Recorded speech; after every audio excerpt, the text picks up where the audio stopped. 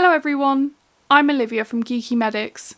Today I'm going to take you through how to interpret an ECG. If you haven't already, make sure you check out our video about how to record an ECG and subscribe to this channel so you can be notified about new videos. In this video, we're going to work through a structured approach to ECG interpretation.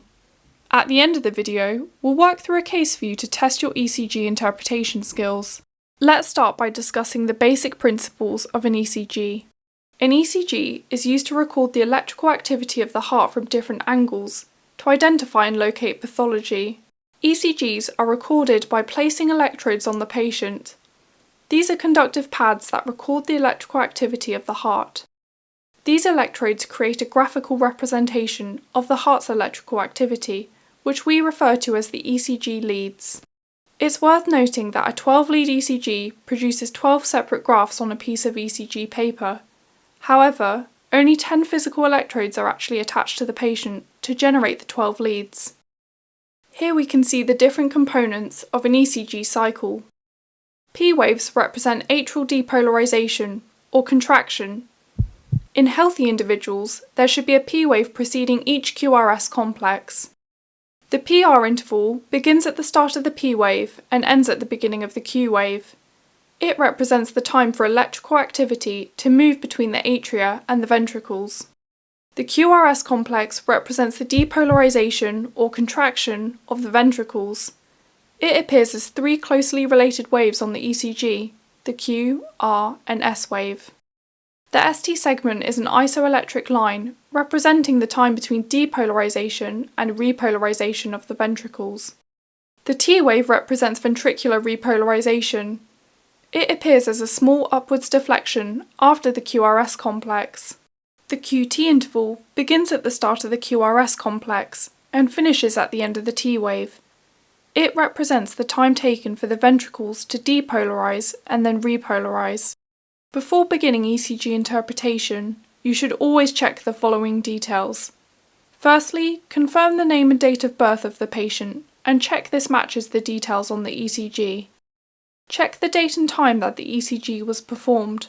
Check the calibration of the ECG. You should also understand the clinical context and why the ECG is being performed. For example, does the patient have any symptoms such as chest pain or breathlessness? Knowing the clinical context and the indication for performing the ECG will help you in your overall interpretation. The first step to our structured approach to ECG interpretation is to calculate the patient's heart rate.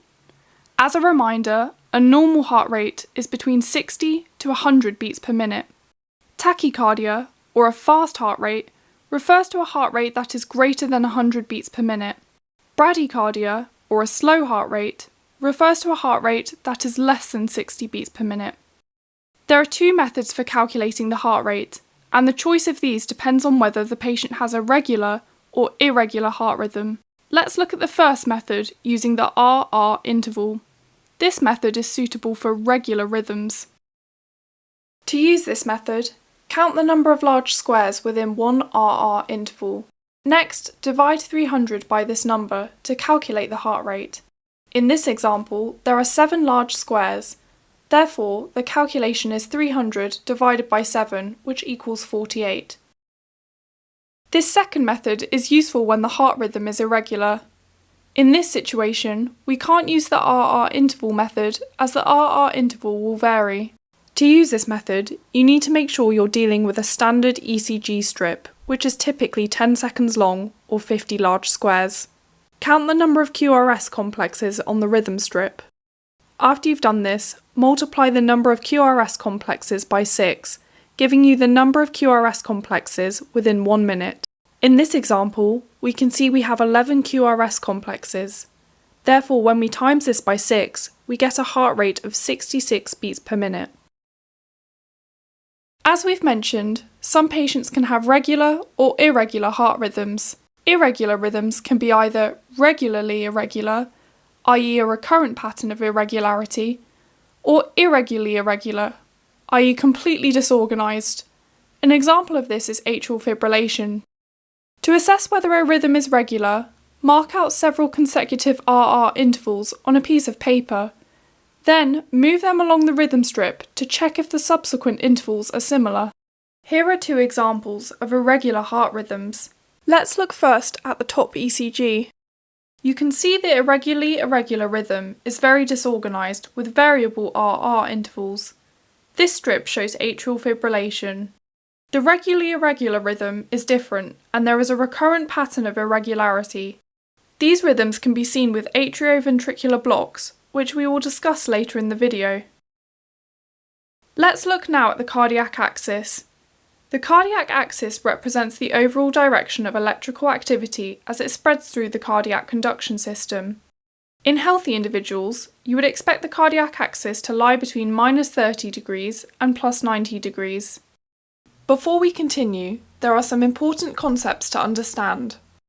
Firstly, whenever the net direction of electrical activity is towards a particular ECG lead, you should see a positive deflection in that lead of the ECG.